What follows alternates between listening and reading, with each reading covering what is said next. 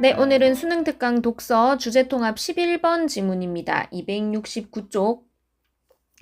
자, 유추라는 개념이 나오는데 우리 배경 지식으로 모두 알고 있겠지만, 여러분 알고 있는 개념이겠지만, 이 추론에서 자주 나오는 기본적인 개념들 한번 짚고 지문 살펴보도록 하겠습니다. 먼저 우리 연역은 이제 일반적인 원리로부터 구체적 사례를 증명해내는 방법인데 제일 대표적인 게 3단 논법입니다. 너무 많이 들어봤을 건데 요거 하나 볼까요? 모든 사람은 죽는다 라는 이 일반적인 원리에서 결론을 도출하는 겁니다. 소크라테스는 사람이다. 그럼 여기서 얻을 수 있는 결론은 그러므로 소크라테스는 죽는다. 이게 3단 논법이지. 그래서 연역이라고 하면 일반적인 원리에서 어떤 구체적이고 개별적인 사례를 증명해내는 것. 이것이 연역입니다.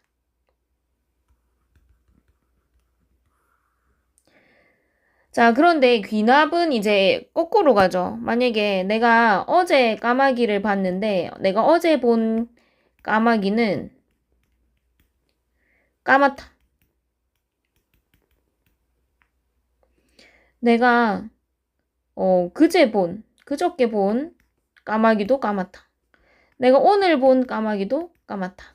그럼 여기서 이 여러 가지 하나하나 구체적인 사례에서 얻을 수 있는 결론이 뭐지? 그러므로 모든 까마귀는 까맣다. 그래서 이거는 거꾸로 가는 겁니다. 구체적이고 개별적인 것에서 일반적인 원리를 도출해내는 거, 이렇게 가는 걸 귀납이라고 해. 그래서 아까 위에서 말했던 요 3단 논법이 일반적인 원리를 통해서 구체적인 사례를 증명해내는 연역에 해당하고, 이거 어제 본 까마귀, 그제 본 까마귀, 오늘 본 까마귀 다 까맣더라. 그래서 모든 까마귀는 까맣다 라고 증명해내는 거, 구체적인 하나하나의 사례를 통해서 전체 일반적인 원리를 도출해내는 이 귀납이라고 하지. 보통 원래 유추라는 개념은 유추도 가장 대표적인 예시가 예전에 이런 지문이 있었습니다. 아주 옛날 교과서긴 한데 우리나라에 그 황소 개구리를 수입해 왔더니 우리 그 토종 개구리가 갈 곳이 없더라. 멸종 위기에 놓였다. 이런 것처럼 우리의 외래어를 또 외래 문명을 무분별하게 가지고 들어온다면 우리의 전통 문화가 없어질지도 모른다. 그래서 이 비슷한 점, 유사한 점을 가지고 추론해내는 거, 요거 유추라고 해요.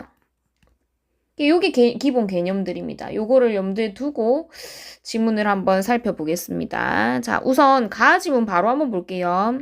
지문이 쉽지는 않았을 겁니다. 문단 번호 일단 달아보는데 문단은 가에 3문단까지밖에 없어. 자, 근데 이 내용을 한번 파악해 볼게요. 유추는 통상적인 법의 해석 및 적용 과정에서 이른바 법의 흠결을 직면하게 된 해석자가 취할 수 있는 보조수단의 하나로 여겨져 왔다. 근데 요 여겨져 왔다 이런 거는 일반적인 해석이거든. 근데 보통 여겨져 왔다, 보통은 통상적인 이런 말이 나오면 나중에 일반적이지 않고 통상적이지 않고 여겨져 왔지만 이제는 바뀐 그 부분이 좀 더 중요한 자기의 주장을 이야기하는 경우가 많습니다. 일단 여기서는 요런 해석이 있었다. 유추를 이런 것으로 보는 관점이 있었다. 본래 법의 해석은 일반적이고 추상적인 규범으로부터 개별적이고 구체적인 사례에 대한 처리 방안을 도출해내는, 자, 아까 우리 했었잖아. 요렇게 가는 거는 연역이었지. 역시나 여기 나오네. 연역적 절차로 이해되었으며 유추는 특정 사례에 직접적으로 적용될 규범이 존재하지 않을 때, 자, 요거는 조건이 있네. 뭐뭐 하지 않을 때. 그 사례와 유사한 다른 사례에 적용되는 규범을 써서 문제를 해결하는 일종의 흠결 보충의 논리였던 것이다. 자, 이게 무슨 말이냐? 우리 예를 한번 들어볼까나? 그럼 예를 들어서 지금 특정 사례에 직접적으로 적용될 규범이 존재하지 않을 때, 우리가 킥보드가 처음 나왔을 때, 얘는 킥보드에 대해서 정해진 규범이 따로 없었단 말이지.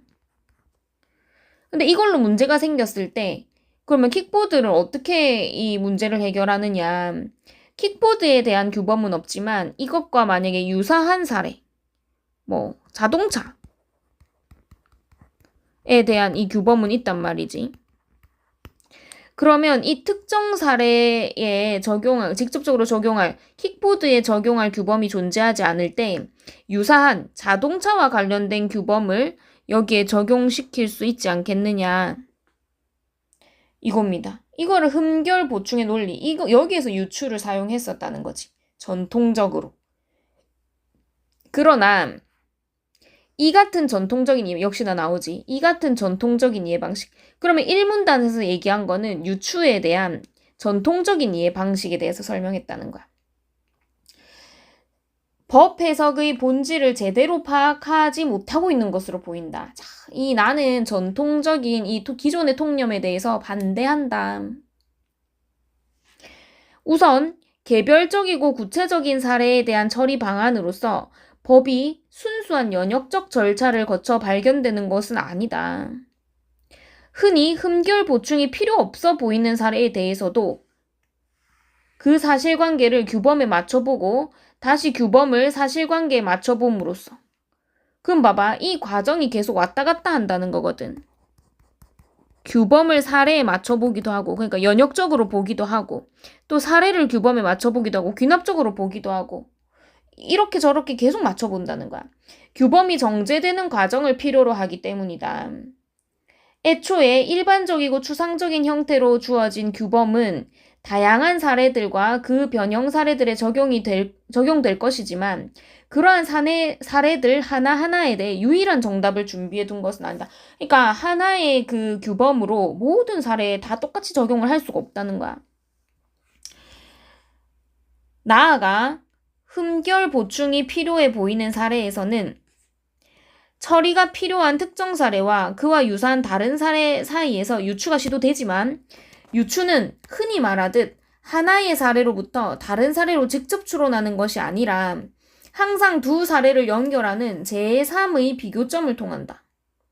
이 말도 어렵지. 예를 들어서 아까 우리 킥보드랑 자동차로 이거 비유를 했잖아. 근데 이 경우에도 이 자동차의 규범을 킥보드에 적용한다 했을 때 요렇게 바로 적용된다기보다는 지금 여기 설명 나왔던 제3의 비교점이라는 거는 이 두 사례에 어떤 연결점이 있어야 된다는 거야. 이 킥보드와 자동차 사이에 뭔가 연결되는 지점이 있어야, 유사한 점이 있어야 되는데, 뭐 예를 들면 뭐 이동수단이다.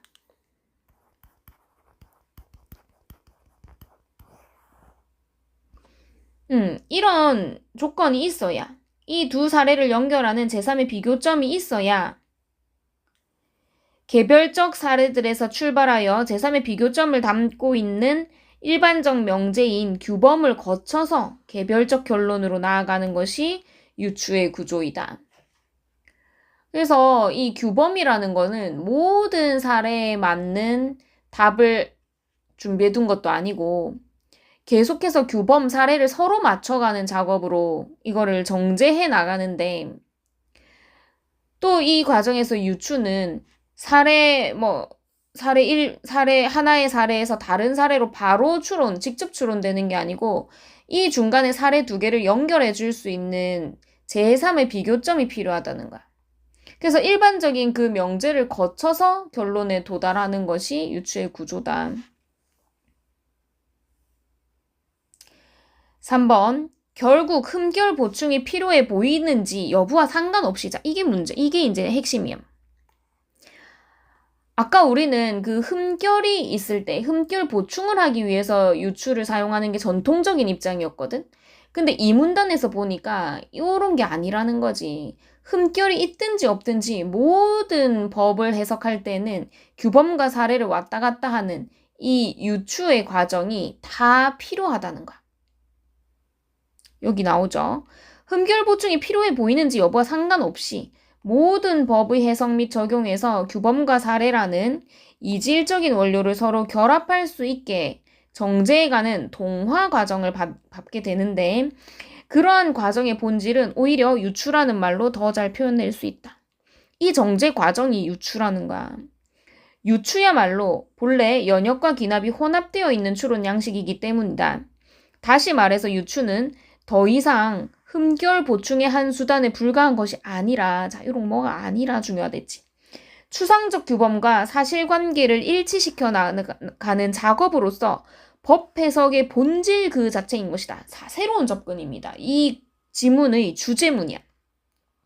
유추는 흠결 보충의 한 수단이 아니고, 그러니까 그 전통적인 시선으로 보는 유추가 더 이상 아니고, 이 유추라는 것은 법 해석 그 본질이다. 모든 법 해석에는 유추가 필요하다. 이 같은 결론이 틀리지 않았다는 점은 종래의 해석과 유추를 엄격히 구별하던 와중에도 이런 시절이 있었나 봐.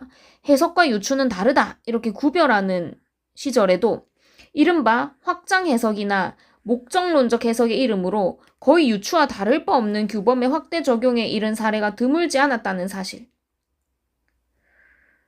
해석이랑 유추는 다르다라고 하던 때에도 오히려 해석을 확장해서 하거나 목적주의적 해석을 하거나 해서 규범을 확대해서 적용한 게 있는데 이건 유추와 별로 다르게 구분이 잘 안 된다는 거야. 이 글쓴 입장에서는. 규범 획득의 수단들로서 해석과 유추가 정말로 구분되어야 하는 것이라면, 자, 이거 가정하는 거잖아. 만약에 진짜로 해석과 유추가 다르다면 양자가 실질적으로 동일한 결과를 낳는다는 점을 설명하겠다. 그러면 얘들이 다르면 왜 해석이랑 유추랑 결론은 같은데 이걸 설명 못한다는 거야. 동시에 그것은 전통적인 형사법상 유추 금지 원칙이 어떻게 무력화될 수 있는지를 경고해 주는 것이기도 하다. 자, 이거는 문제도 나왔다, 그지? 좀 이따 살펴볼게. 자, 중요한 거는 이 뒤에 이 동그라미 돼 있는 건 그 주변에 무조건 힌트가 있다 했잖아. 법 해석의 영역에서 설득력이 떨어지는 연역적 절차와 유추의 구분을 없애는 동시에 이거 자체를 없애버리고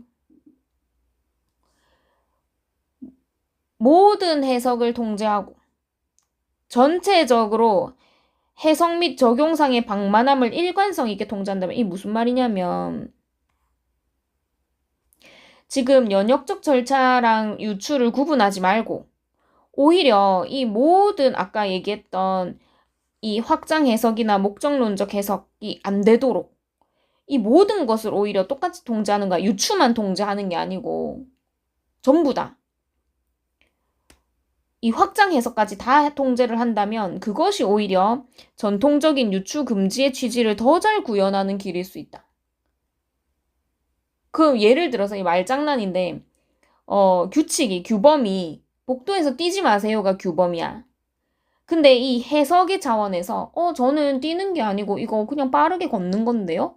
이렇게 하면은 빠져나갈 수 있었다는 거지. 그러면은 이런 걸 방지하기 위해서 이런 해석의 확장, 규범의 확대 적용 이런 거를 방지하기 위해서 차라리 그럼 복도에서는 빠른 이동은 무조건 안 된다. 뭐 이런 식으로 금지하는 게 더 효과적이라는 거야. 쉽지 않죠? 자, 그러면 문제를 한번 가를 가지고 풀 수 있는 거 한번 살펴보겠습니다. 자, 일단 1번 문제 한번 볼까나? 자, 1번에 가로 풀 수 있는 거 바로 한번 볼게. 1번에 1번. 가는 유추의 본질을 법의 흠결 보충 수단으로 본다. 이거는 전통적인 입장에서는 그랬지만 가 전체에서 이렇게 얘기하지 않았거든. 그지? 법의 흠결 보충 수단이 아니고 오히려 뭐라고 했더라? 법 해석 그 자체라고 했어. 기억나나? 그 다음에 2번 바로 볼게요. 가와 나는 모두 유추 개념이 일반적 명제의 요소를 포함하고 있다고 본다. 가만 보면 되니까. 가에서 유추는 일반적인 명제의 요소를 포함하고 있다. 명제의 유추가 아까 연역이랑 귀납이 뭐 이렇게 섞여 있는 혼합되어 있는 추론 양식이라 했으니까 뭐 맞는 걸로 볼 수 있겠습니다. 3번 가는 규범이 유추를 통해 확장되는 것을 부정적으로 평가하고 있다? 아니지. 이거는 모든 해석에 유추가 들어갈 수밖에 없다는 입장이었어. 그 다음에 5번에 보면 가는 유추의 위험성에 대해 지적하고, 이 위험성 얘기하는 거 아니지. 그래서 여기에서는 이 법 해석의 본질로서의 유추에 대해서 이야기하고 있기 때문에 자, 요렇게 한번 걸러놓고 그 다음에 자, 그러면 2번 문제도 일단 한번 풀어볼까나? 풀 수 있는 거. 일단 1번 봅시다. 순수한 연역적 판단과 유추에 의한 판단은 구별된다. 자, 요거 근거를 한번 찾아보자. 빨간색으로. 자, 가에서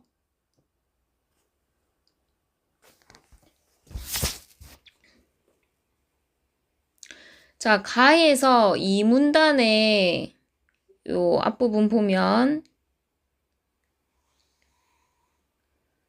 법이 순수한 연역적 절차를 거쳐서 발견되는 것은 아니고 뒤에 보면은 막 유추의 작용에 대해서 이야기하잖아. 그 다음에 3문단에서도 이 얘기가 나오지. 유추는 연역과 귀납이 혼합되어 있는 양식이다.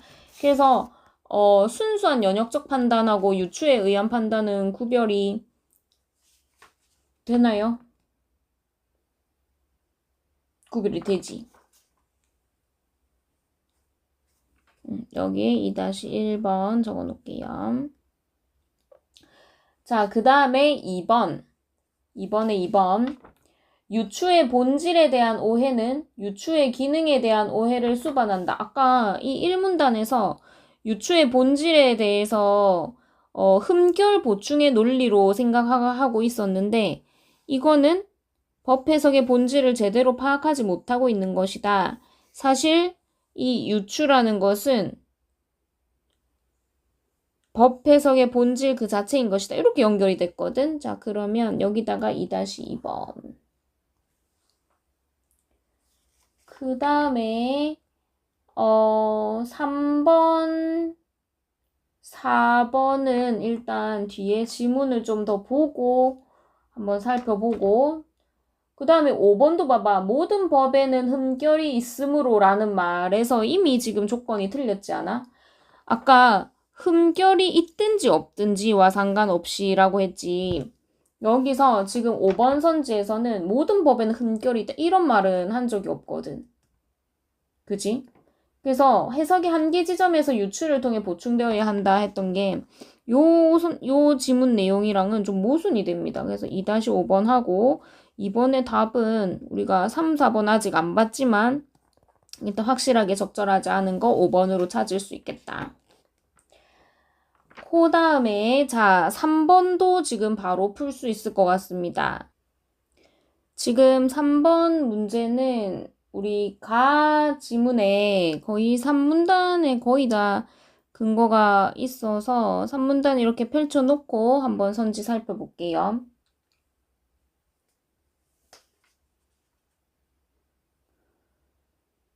보자. 3번에 1번. 형사법에서는 유추를 통한 처벌 규범의 확대 적용을 금지하는 원칙이 적용되고 있다. 여기 나오네. 유추 금지. 여기 형사법상 유추 금지 원칙을 이야기하는데 여기에서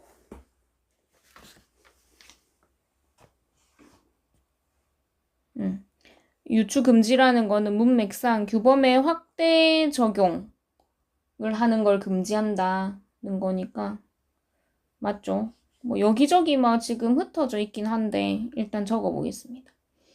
자, 그 다음에 2번 유추를 법 해석의 본질 그 자체로 보는 입장, 그러니까 가 지문의 입장에서는 형사법상 유추 금지 원칙이 무의미한 게 아니고 이렇게 하면은 더 잘 구현할 수 있다고 했는데 그럼 오히려 지금 무의미한 게 아니고 이 유추 금지 원칙의 의미를 잘 살리려면 확실하게 확장 해석이나 목적론적 해석까지도 통제해야 된다. 이 얘기를 하고 있어. 그러면 3번에 2번은 적절하지 않은데? 무의미하다고 보는 게 아닙니다. 그지? 자, 또 볼게. 3번 형사법에서 형사법에서도 확장 해석이나 목적론적 해석을 통한 처벌 규범의 확대 적용까지 금지하지는 않는다. 그러니까 얘가 지금 문제 삼은 게 이거잖아. 유추와 해석을 엄격히 구별하면서 유추는 못하게 하면서 유추는 금지하면서 확장 해석이나 목적론적 해석의 이름으로 이 규범 확대 적용을 하더라 하는 거는 이거 금지하지는 않았다는 거지. 4번 형사법상 유추 금지 원칙을 사실상 우회함으로써 처벌 규범을 확대 적용하는 것은 바람직하지 않다. 그렇지. 사실상 우회라는 거는 이 비슷한 유추와 어차피 비슷한 이런 것들은 봐주면서 라는 거니까. 5번 유추를 흠결 보충의 수단으로 보는 입장, 전통적인 입장에서는 형사법상 처벌 규범의 확대 적용을 위해 유추를 시도할 이유가 없다. 이거 여기에서는 애초에 그 전통적 입장에서는 이 특정 사례에 직접적으로 적용할 규범이 존재하지 않을 때에 유추를 사용하는 거기 때문에 이 처벌 규범을 확대 적용하기 위해서 굳이 이 유추를 적용할 이유 자체가 없는 거지. 그래서 여기다가 3-5 이렇게 적어 놓으면 되겠습니다. 그러면 이어서 나아 지문을 한번 살펴보겠습니다. 1문단, 2문단, 3문단. 자, 1문단부터. 법적인 판단에서 유추란 또 얘도 유추네. 하나의 사례로부터 다른 사례로 직접 추론하는 것을 의미한다. 법관은 먼저 과거 사례의 사실관계와 결론을 살펴보고 그 사실관계를 현재 사례의 사실관계와 비교한 다음 두 사례의 유사성과 차이에 기초하여 현재 사례에 대한 결론을 도출한다. 그러니까 과거 사례에서의 사실관계와 결론, 그 다음에 현재 사례에서는 이 사실관계를 옛날 과거 사례와 어떻게 관계 있는가를 이렇게 살펴보고 이게 비슷하다면 요 둘의 사실관계가 비슷하다면 여기서 유사성과 차이를 기준으로 해서 결론을 도출한다. 자, 일반적으로 판례법 국가의 법적 판단 과정이 지니고 있는 특징을 잘 보여주는 것으로 여겨지는 이 같은 형태의 추론은 다음과 같은 장점이 있는 것으로 생각되고 있다. 뭐가 장점인지 보자. 선례에 대한 기속과 개별 사례의 특수성을 고려하는 유연성 사이의 균형을 잡는 데 유리하다. 둘째, 비슷한 것은 비슷하게 취급하라는 정의원칙에 부합한다. 셋째, 추상적인 규범이나 도덕적 원리에 대해서 견해를 달리하는 사람들이라도 사례의 유사성과 차이라는 기준에 대해서는 동의할 수 있다. 그래서 뭐 이런 장점들이 있다. 하지만 유추에 실제로 이러한 장점이 있는 건 뭐야? 방금 장점 3가지가 있다고 했는데 실제로 이 장점이 있는 것은 아니래. 뭐 땜시 보자. 우선 두 사례의 유사성과 차이를 의미 있게 논하기 위해서는 사례 비교 이상의 무언가가 필요하다. 두 사례 사이에 유사하거나 다른 점들은 사실상 무한하므로 수많은 유사점들 중에서 법적으로 중요한 것만을 추려내기 위해서라도 모종의 규칙 또는 원리가 필요하게 된다. 그렇구만. 여기도 이제 일반적인 명제가 필요하다는 거야. 규칙이 필요하다. 달리 표현하자면 이러한 규칙 또는 원리는 두 사례의 사실관계를 연결해주는 일반적 명제라고도 할 수 있다. 이러한 명제의 개입이 없다면 과거의 사례는 그저 과거의 사례일 뿐 선례로서 현재 사례를 기속할 힘을 지니지 못할 것이다. 그러니까 둘을 연결해주는 일반적인 명제가 필요하대. 그 사례와 현재 사례의 유사점에 주목하는 것만큼이나 차이에 주목하는 것도 정당할 수 있기 때문이다. 그러나 법원이 이러한 규칙이나 원리를 특정했다면 사실관계의 유사성 그 자체보다는 자, 그러면 법원에서 그 원리를 정해놨다면 이 유사성으로 이제 뭐 이 유추로 하는 게 아니고 실제로는 규칙, 원리 그 자체가 사례의 결론을 정하게 된다. 그러니까 유사성 때문에 나오는 결론이 아니고 규칙이, 유추가 일을 하는 게 아니고 규칙, 일반적인 명제가 일을 대신하고 있다는 거야. 즉, 현재 사례는 과거의 사례와 유사하기 때문이 아니라 그 사례와 마찬가지로 하나의 일반적 명제의 규율 범위에 속하기 때문에 이 규율로, 규범으로 처리하는 것이다.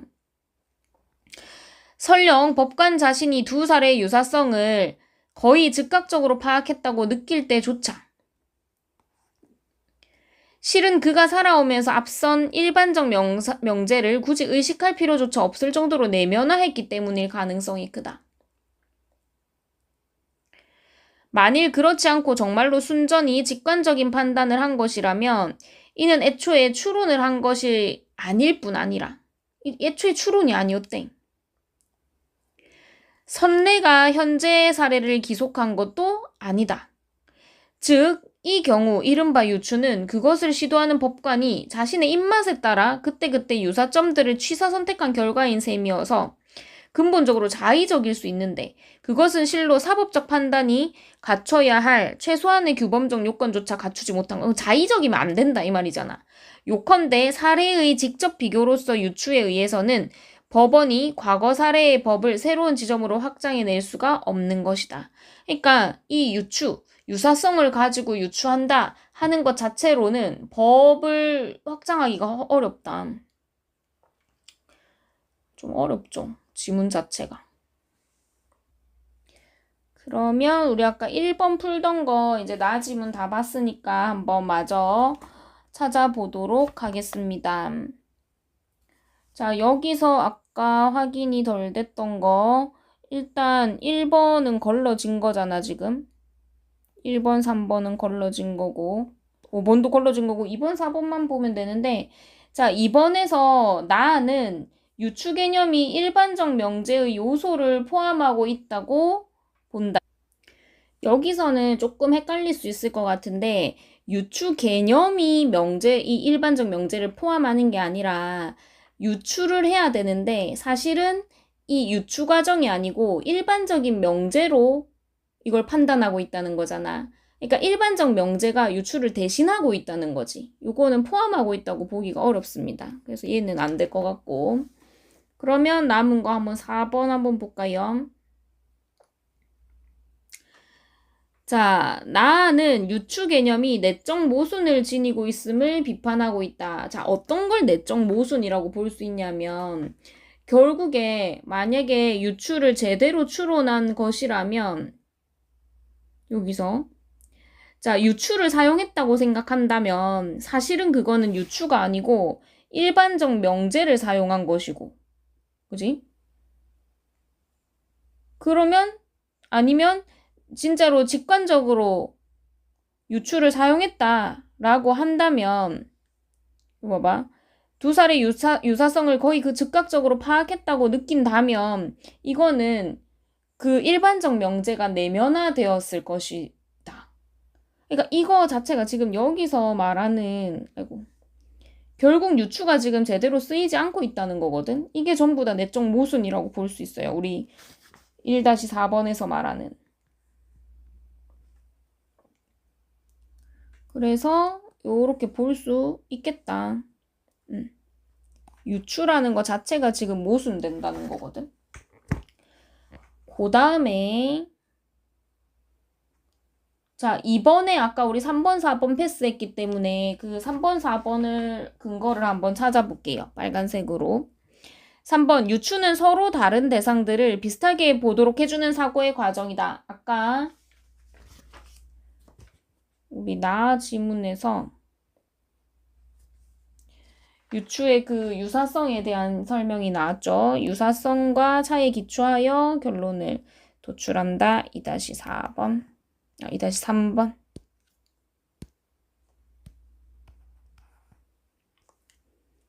그 다음에 4번에 사례들의 비교를 위해서는 그 사례들 바깥에서 비교해 준 거를 찾아야 한다. 아까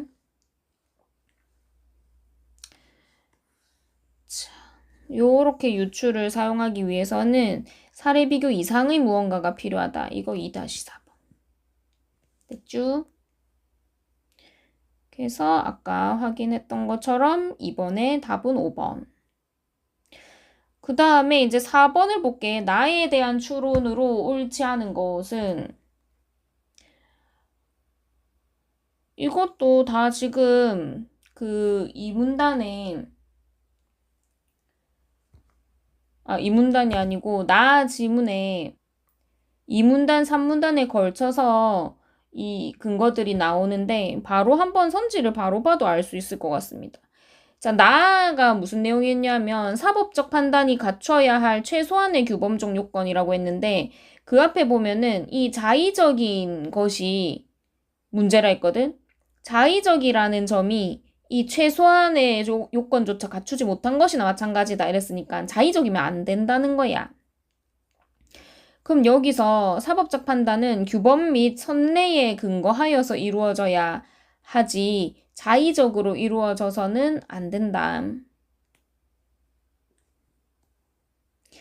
2번 결론을 도출해내는 과정에 대한 합리적 정당화를 요한다. 이것도 마찬가지. 뭐 이것도 당연한 얘기들이긴 한데 근거를 한번 표시해 보겠습니다. 그러면 자, 일단 그러면 1번 다시 한번 볼까? 규범 및 선례가 필요하다는 거는 여기서 아까 직관적인 판단을 한 것이라면 애초에 추론도 아니고 선례에 대한 것도 아니고 자기 입맛대로 한 것이다. 뭐 이렇게 나왔잖아. 그럼 여기다가 4-1번. 2번도 한번 보자.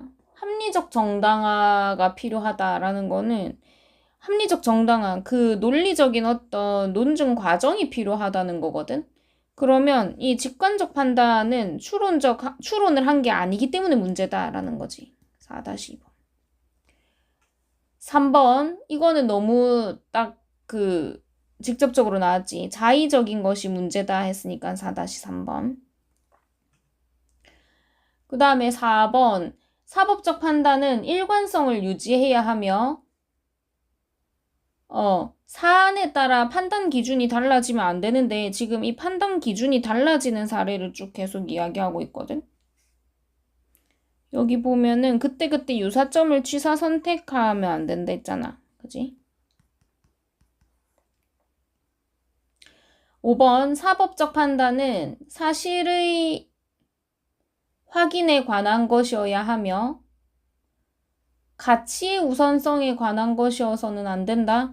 가치의 우선성에 대해서 일단 얘기가 나온 게 없고 가치를 가지고 판단을 하는 거잖아. 그지?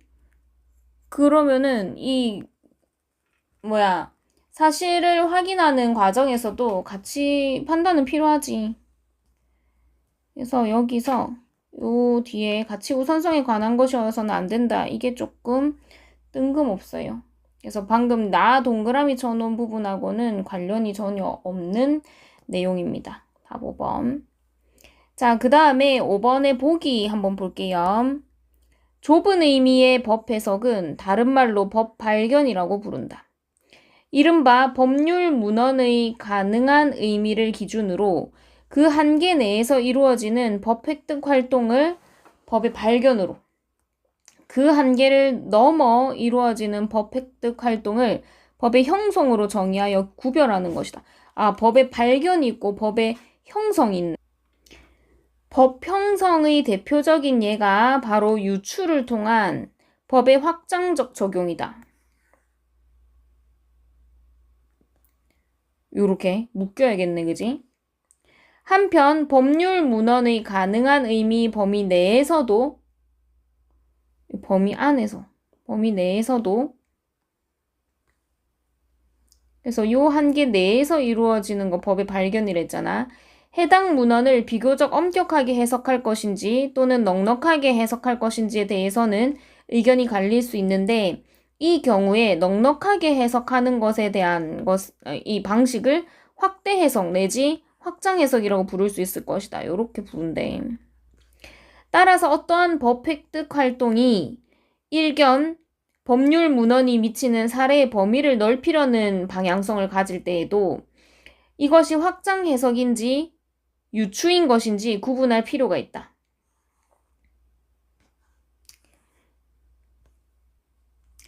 자, 그러니까 다시 한번 정리해보면 지금 이 기준이 있다는 겁니다. 경계가 뭐가 기준이었지? 법률 문헌으로 가능한 의미인지. 그러면 법률 문헌을 선이 좀 삐뚤한데 법률 문헌을 기준으로 해서 이 기준 한계 내에 있는 거를 법 발견이라고 하고 이거를 한계를 넘어 이루어지는 활동을 법 형성이라고 한대. 근데 여기서 이 법 형성의 대표적인 예시가 유추다. 그지? 확장적 적용이라는 거예요. 적어놓을까? 확장적 적용. 자, 한편 그런데 이 법률 문헌에 가능한 의미 범위 내에서도 아까 이걸 법 발견이라고 했잖아. 이 법 발견 안에서도 이 해석에 대해서 의견이 갈리는데 얘를 넉넉하게 해석할 것인지 아니면 엄격하게 바뀌었노. 얘를 엄격하게 해석할 것인지 넉넉하게 해석할 것인지에 따라서 이 후자를 뒤에 것을 얘를 확대 해석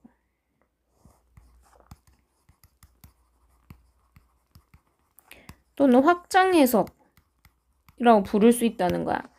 그래서 이 법 활동에 대해서 이 법률 문헌을 기준으로 하지만 이 문헌의 내에 있더라도 이게 확대 해석, 확장 해석이 될 수 있고 유추를 해서 확장적 적용을 할 수 있거든. 그래서 이걸 구분해야 된다는 거야. 이게 확장 해석인지 유추인지 이것을 구분해야 된다라는 얘기를 하고 있는 겁니다. 그러면 1번부터 한번 다시 볼게요. 이거는 우리 아까 1번 가 지문을 한번 볼게. 가에서 확장 해석에 대한 얘기를 했었지. 이거를 색깔을 한번 바꿔볼게. 검은색으로 한번 해볼까? 자, 검은색으로 표시를 한번 해보겠습니다. 여기에 이 해석과 유추를 엄격히 구별하던 와중에도 확장 해석으로 유추와 다를 바 없는 이런 사례가 있었다. 얘기 나오는 거 5-1번. 그 다음에 2번도 한번 보자. 가는 좁은 의미의 법 해석과 유추를 구분하는 입장이 오히려 더 위험한 법적 결과를 초래할 수도 있다고 본다. 그래서 아까 뭐라고 했냐면 이거 두 개를 구분할 게 아니고 동시에 전체적으로 이 일관성 있게 통제를 해서 오히려 유추 금지의 취지를 더 잘 구현할 필요가 있다 그랬거든. 5-2번. 자, 3번도 한번 보겠습니다. 가는 해석과 유추를 구분하는 것은 적절치 않다고 봄을 방금 했던 부분이잖아. 5-3. 법률 문헌에 가능한 의미라는 기준도 적절치 않다고 본다. 그치? 여기 지금 보기에서 내세운 그 기준이 법률 문헌에 가능한 의미라고 했었는데 가에서는 이미 해석과 이 유추 자체를 구분하지 않았으면 좋겠다 하고 있단 말이야. 그러니까 이 기준도 마음에 들지 않겠지. 5-3번. 자, 그 다음에 4번에 보면 나는 유추를 통한 법의 확장적 적용보다 확대 해석 내지 확장 해석을 통한 법의 확장적 적용이 덜 자의적이라고 본다. 그렇지 않을까? 왜냐하면 여기서 일단 자, 요거는 선지로 다시 한번 가볼게요. 자, 여기서 아까 확장적 적용은 유추. 이거는 법률 문안을 기준으로 했을 때 이거 밖에 있는 거였거든. 법률의 문헌이다, 그지? 법률 문헌으로 이제 이 법률의 문구로 표현해 놓은 거를 기준으로 하는 거기 때문에 좀 더 객관적인 성격, 이 한계 안에 있으면. 근데 여기 지금 확장 해석 같은 경우에는 요 확장적 적용이랑 비교했을 때 요 법률 문헌 안에 있잖아. 그러면은 덜 자의적이라고 볼 수 있겠지. 그지? 그러니까 유추를 통한 확장적 적용하고 확대 해석 내지 확장 해석 요 두 가지를 구분해 봤을 때 얘가 좀 얘가 오히려 좀 객관적이다. 이렇게 볼 수 있겠지. 맞고. 마지막 5번. 나는 추가적인 규칙이나 원리를 도입하여 유사성 판단 기준을 보강하면 유추의 규범 확장 효과를 강화할 수 있다고 본다. 이거는 선지 안에서 봐봐. 규칙이나 원리를 도입하는 거는 이미 이게 유추가 아니잖아. 그지? 그래서 이거는 유추에 의한 판단이 아니에요. 그러면 유추의 규범 확장 효과를 강화한다고 볼 수가 없겠지. 이거는 이미 유추가 아닌데. 답은 5번.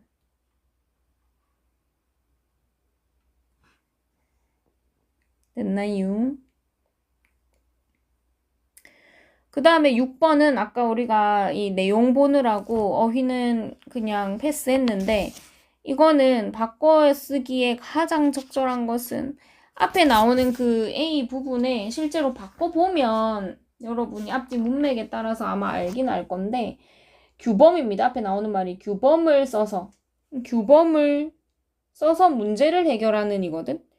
규범을 적용한다는 말은 지금 4번이 제일 적절하고 이거는 뭐 사전적 의미를 하나 적어 놓는다면 하나 적어 놓을까? 준용. 규정을 뭐 다른 사항에 적용하여 뭐 요 정도로 해석해 놓으면 되지 않을까? 됐죠? 그래서 지문이 쉽지는 않았을 겁니다. 근데 전체적으로 이 법 해석에 있어서 유추를 어떤 관점으로 보고 있는지를 한번 비교해보는 지문이었습니다. 자, 오늘 여기까지 하겠습니다.